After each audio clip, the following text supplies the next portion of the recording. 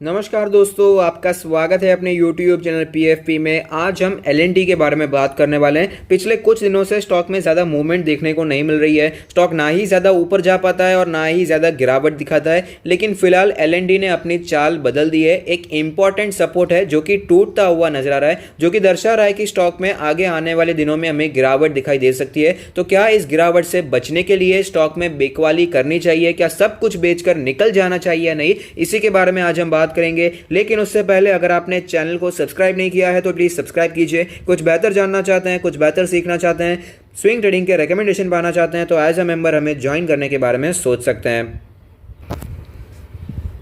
तो आप देख सकते हैं LNT ऑफकोर्स एक लार्ज कैप कंपनी है। 2 लाख करोड़ से भी ज़्यादा दिग्गज मार्केट कैप हमें दिखाई देती है। 1462 का लास्ट ट्रेडेड प्राइस है, जो कि हमें आज 2% नीचे दिखाई दिया। रिटर्न्स के प्रोफाइल के बारे में बात करें तो एक महीने में अभी भी इतनी गिरावट नहीं हुई है, 1% के करेक्शन पे अवेलेबल है। एक साल के बारे में बात करें तो 24% के पॉजिटिव रिटर्न, शानदार रिटर्न बना कर दिए हैं। 5 ईयर्स के बारे में बात करें तो लॉन्ग टर्म में 83% के पॉजिटिव रिटर्न स्टॉक ने बना कर दिए हैं। की मैट्रिक्स के बारे में बात कर लेते हैं। पीई रेशियो 21.49 है, जबकि सेक्टर का पी रेशियो 45.48 है। प्राइस टू बुक रेशियो 2.64 है, जबकि सेक्टर का प्राइस टू बुक 4.5 है। डिविडेंड यील्ड 1.23%, जबकि सेक्टर का डिविडेंड 0.9% दिखाई देता है। मार्केट लीडर है अपने सेगमेंट में, उसके बावजूद इसका जो वैल्यूएशन है हमें सेक्टर के मुकाबले सस्ता दिखाई देता है। आधे वैल्यूएशन पे स्टॉक अवेलेबल है in comparison to sector PE ratio. तो क्लियरली इसका जो वैल्यूएशन है बहुत ही अच्छा एक फैक्टर है जो इन्वेस्टर्स को अट्रैक्ट करता है।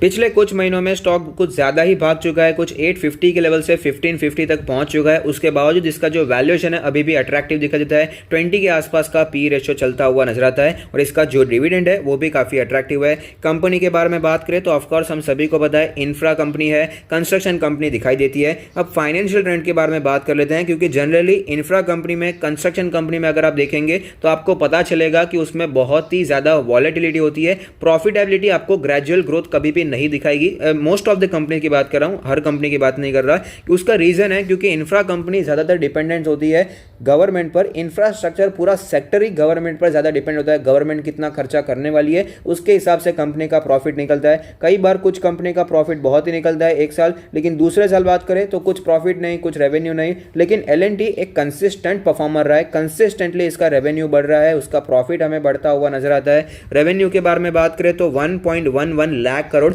वर्ल्ड वाइड कंपनी है, बहुत ही बड़ा कामकाज है, जो कि ग्रो होकर 2020 में 1.48 लाख करोड़ का हो चुका है। प्रॉफिट्स भी लगातार बढ़ रहे हैं। 0.06 लाख करोड़ का प्रॉफिट था 2017 में, जो कि बढ़कर 0.09 लाख करोड़ का हो चुका है। 50% की शानदार ग्रोथ हमें इंफ्रा सेक्टर में काम करने के बावजूद इतनी अच्छी ग्रोथ हमें, कंसिस्टेंट ग्रोथ हमें देखने को मिलती है। LNT के चार्ट्स पर आने के बाद हमें क्लियरली पता चलता है कि बहुत दिनों से स्टॉक एक ही जोन में अटक, एक ही जोन में ट्रेड है। बजट के अनाउंसमेंट के बाद स्टॉक में अच्छी तेजी आई। 1350 के लेवल से दौड़कर ये 1550 तक पहुंच गया, लेकिन उसके बाद ज्यादा मूवमेंट स्टॉक में हमें देखने को नहीं मिली। मार्केट में इतनी उथल पुथल देखने को मिली, मार्केट इतना गैप डाउन हो गया, गैप अप हो गया, लेकिन इतनी ज्यादा मूवमेंट, इतनी वॉलेटिलिटी हमें LNT में देखने को नहीं मिली थी। 1550 के लेवल से गिरकर ये सिर्फ 1450 तक ही आता हुआ नजर आया। लेकिन जिस इंपॉर्टेंट सपोर्ट के बारे में बात कर रहा हूं वो है इसका 20 डेज का मूविंग एवरेज। ये हमें टूटता हुआ नजर आ रहा है और ये सिर्फ आज की बात में नहीं कर रहा, पहले भी टूट चुका है। आप देख पाएंगे यहां पर हमें टूटता हुआ नजर आया, लेकिन उसके बाद रिकवरी जरूर आई, लेकिन वो रिकवरी टेक नहीं पाई, वापस गिरावट आ गई, वापस रिकवरी आई, लेकिन वापस स्टॉक हमें उसी लेवल से नीचे आता हुआ नजर आ रहा है। तो ट्रेंड यहां पर टूटता हुआ नजर आता है। अब 20 डेज का मूविंग एवरेज इंपॉर्टेंट इसीलिए है क्योंकि जो फिनोमिनल तेजी देखने को मिली LNT में, जो अक्टूबर नवंबर से स्टॉक भागता हुआ नजर आ रहा है 850 के लेवल से 900 के लेवल से 1550 की जो तेजी आई है, तो इस तेजी में जो इंपॉर्टेंट सपोर्ट स्टॉक का बना हुआ था वो इसका 20 डेज का मूविंग एवरेज ही था। कई बार स्टॉक ने इसी लेवल के आसपास सपोर्ट लिया और वापस स्टॉक ऊपर गया, लेकिन ये ट्रेंड फिलहाल हमें टूटता हुआ नजर आ रहा है। तो इंडिकेटर्स क्या बताते हैं उसके बारे में भी चर्चा कर लेते हैं। मनी फ्लो इंडेक्स का नंबर 48.88 है, जो कि कंटिन्यूअसली वीक हो रहा है। RSI के बारे में बात करें तो RSI का नंबर भी सेम दिखा देता है 48.88, और RSI का नंबर भी क्लियरली सिर्फ और सिर्फ वीकनेस ही शो कर रहा है। 80 के आसपास पहुंच चुका था और करंटली 48 पर आ चुका है। MACD के क्रॉसओवर के बारे में बात करें तो MACD में बियरिश क्रॉसओवर का निर्माण हो चुका है, पिछले कुछ दिनों हो चुके हैं। बियरिश क्रॉसओवर को बने हुए और अच्छी खासी गिरावट तो हमें देखने को ऑलरेडी मिल भी गई है। बॉलिंजर बैंड के बारे में बात करें तो बॉलिंजर बैंड स्क्वीज होता हुआ नजर आ रहा है, लोअर हाफ में ट्रेड कर रहा है स्टॉक। लोअर बैंड है 1442 का लेवल, मीडियन है 1512 का लेवल और अपर बैंड है 1581 का लेवल। पिवट पॉइंट्स के बारे में बात करें तो पिवट लेवल के पास ही स्टॉक ने क्लोजिंग दी है। रेजिस्टेंस 1577 है और सपोर्ट के बारे में बात करें तो 1322 का पहला पिवट सपोर्ट बनकर आता है। लॉन्ग टर्म में स्टॉक ने बहुत ही अच्छे रिटर्न्स बना कर दिए हैं, मल्टी बैगर स्टॉक रहा है। Generally infrastructure sector, construction sector में आपको मल्टी बैगर्स ढूंढना बहुत ही मुश्किल होता है, बहुत ही ऐसे कम स्टॉक रहे हैं जो कि इतने कंसिस्टेंट परफॉर्मर रहे, लेकिन एल&टी उन्हीं में से एक दिखाई देता है।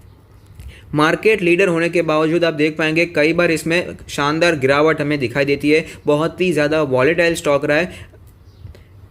क्रैश की बात तो छोड़ दीजिए, 2020 में क्रैश देखने को मिला, 2008 में क्रैश देखने को मिला, तब तो पूरा स्टॉक मार्केट नीचे आया था, लेकिन उसके बाद भी कई बार ऐसी गिरावट हुई है, 30%, 25% की शानदार गिरावट हमें स्टॉक में दिखाई देती है। इसीलिए स्टॉक को बहुत ही ज़्यादा निचले कुचले हुए प्राइस पर खरीदना बहुत ही ज़रूरी होता है, तो आपका रिस्क और रिवॉर्ड का जो रेशियो है आपके फेवर में हो जाता है। जैसे कि मैंने आपको पहले भी बताया, मैंने जो रीज़न आपको बताया वो बहुत ही जेन्युइन मुझे लगा देता है कि इंफ्रास्ट्रक्चर स्टॉक्स में निवेश करने में मार्केट लीडर को चूज़ करना ही ज़रूरी है, क्योंकि गवर्नमेंट पर डिपेंडेंसी बहुत ही ज़्यादा होती है और सरकार तो बदलती रहती है, प्रोजेक्ट कैंसिल होते हैं, फिर से हम प्रोजेक्ट को शुरू कर दिया जाता है, तो इसमें इंफ्रा कंपनी पर बहुत ही बुरा इफेक्ट पड़ सकता है। इसीलिए अच्छी कंपनीज पर रहना बहुत ही ज़रूरी है। और फिलहाल आप देख पाएंगे स्टॉक अपने रेजिस्टेंस के आसपास ट्रेड कर रहा है, अपने ऑल टाइम हाई पर स्टॉक हमें ट्रेड करता हुआ नजर आता है। कई बार स्टॉक ने 1500 के लेवल पर रेजिस्टेंस फेस किया और वापस स्टॉक हमें नीचे आता हुआ नजर आया और उसके बाद तो मार्केट में क्रैश भी आया, लेकिन जो 1500 का लेवल है, 1550 का लेवल है, बहुत ही स्ट्रॉन्ग रेजिस्टेंस है।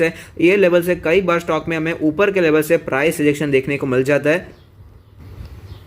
और दूसरा एक पॉइंट ये है कि चार्ट एनालिसिस करने से हमें ये पता चलता है कि फिलहाल जो तेजी देखने को मिली है कि 850 900 के लेवल से स्टॉक जो दौड़ता हुआ नजर आया है, ऐसी तेजी जब भी स्टॉक में तो एक अच्छा खासा करेक्शन भी हमें देखने को मिल जाता है। अगर करेक्शन नहीं होता तो कंसोलिडेशन होता है और कंसोलिडेशन के बाद करेक्शन देखने को मिला है, तो आप देख पाएंगे ऐसा कई बार हुआ है, शानदार तेजी आई फिर कंसोलिडेशन देखने को मिल जाता है। तो अगर आप अभी खरीदते हैं तो आपका जो रिटर्न्स का है, रिटर्न्स जो तेजी होगी रिटर्न्स की वो बहुत ही कम हो जाएगी, अच्छे रिटर्न्स आपको मिलने में थोड़ा ज़्यादा समय लगेगा। ये जो रैली आई है वैसी सेम रैली कंटिन्यू रहेगी, उसके चांसेस बहुत ही कम हो जाते हैं। तो ऐसी सिचुएशन में क्या प्रॉफिट बुकिंग करनी चाहिए। ट्रेंड टूट रहा है उसमें कोई डाउट नहीं है, गिरावट के संकेत है उसमें कोई डाउट नहीं है, लेकिन अगर आप एक लॉन्ग के इन्वेस्टर हैं, अगर आपने एल&टी को हमारे रेकमेंड किए हुए लेवल पर 850 900 950 पर एक्यूमुलेट किया है तो आपको कंटिन्यू होल्डिंग करना चाहिए। अगर आप एक लॉन्ग टर्म के इन्वेस्टर हैं, पोजिशनल ट्रेडिंग के लिए लिया है, शॉर्ट टर्म के लिए लिया है, ये सोचकर लिया है कि जब ऊपर जाएगा तो बेच दूंगा, तो मेरे हिसाब से प्रॉफिट बुकिंग आपको करना चाहिए।